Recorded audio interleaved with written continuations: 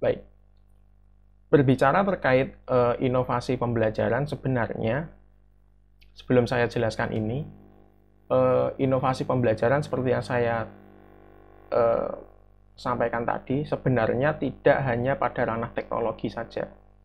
Bisa dari ranah metodenya, bisa dari ranah pengelolaan kelasnya, bisa dari ranah variabel-variabel yang sifatnya eh, tidak bisa diobservasi secara langsung, misalnya motivasi dan lain-lain. Tetapi yang terjadi adalah saat ini, ya, tapi bukan berarti semuanya seperti ini ya, tetapi kebanyakan ketika kita mendengar istilah inovasi pembelajaran, maka yang terbayang di situ adalah implementasi TI ya, teknologi informasi di dalam pembelajaran. Dan ini wajar-wajar saja karena memang saat ini teknologi informasi sedang berkembang secara pesat ya. Tadi kan ada satu unsur yang bisa memicu, ada salah satu hal yang bisa men-trigger atau memicu suatu inovasi, yaitu teknologi. Nah, di sini pada masa ini ketika kita berbicara terkait inovasi pembelajaran, maka yang terbayang adalah teknologi informasi yang diimplementasikan di dalam pembelajaran. Itu sah-sah saja, tetapi secara praktik sebenarnya tidak terbatas hanya di teknologi informasi saja. Nah, berbicara terkait penggunaan teknologi informasi di dalam pembelajaran, sebenarnya itu juga ada dampak baik dan ada dampak buruknya. Meskipun kita selama ini tahu ya bahwa yang namanya teknologi informasi itu bisa mempercepat, mempermurah, memperbaiki mutu, ada banyak ya, better, faster, cheaper, terkait suatu proses tertentu. Yang awalnya lambat bisa cepat, yang awalnya memakan banyak biaya menjadi murah, dipangkas.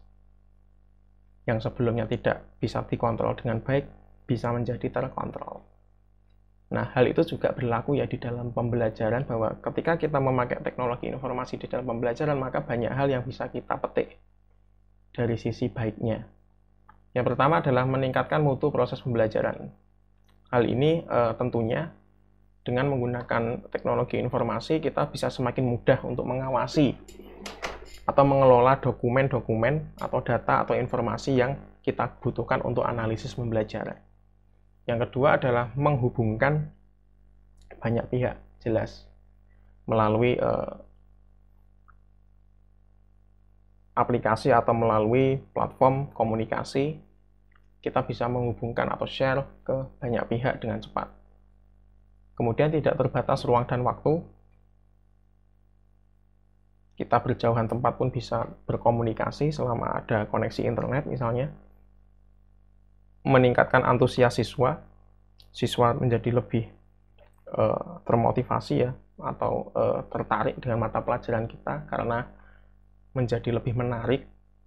Kemudian bebas belajar di rumah, dalam tanda kutip tidak harus ke kelas atau ke sekolah karena materinya bisa dipelajari di rumah.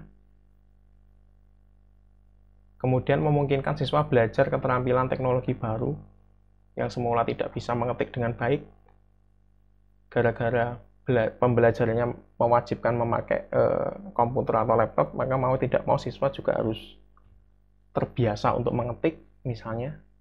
Kemudian yang terakhir adalah mengurangi penggunaan kertas. Ini adalah beberapa sisi baik menurut penelitian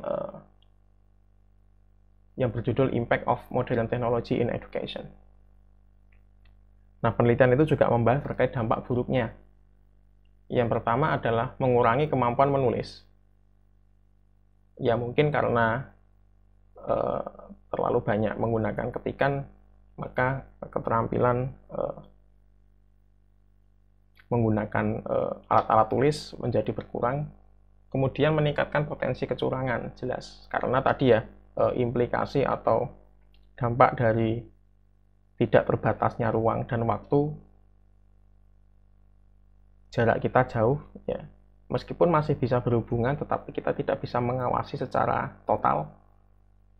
Bisa saja ketika siswa kita ujian, dia mencontek atau melihat buku yang seharusnya tidak dilakukan ketika ujian.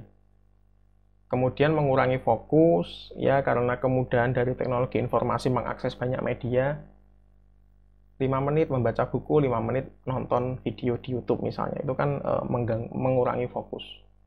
Kemudian kemampuan berpikir kurang karena semua serba instan, tersedia di komputer, ya tersedia di search engine misalnya. Kemudian guru memerlukan banyak waktu tambahan, jelas, karena guru harus menyiapkan teaching resource dan learning resource yang bervariasi. Di awal pembelajaran, bahkan sebelum pembelajaran harus sudah siap semua.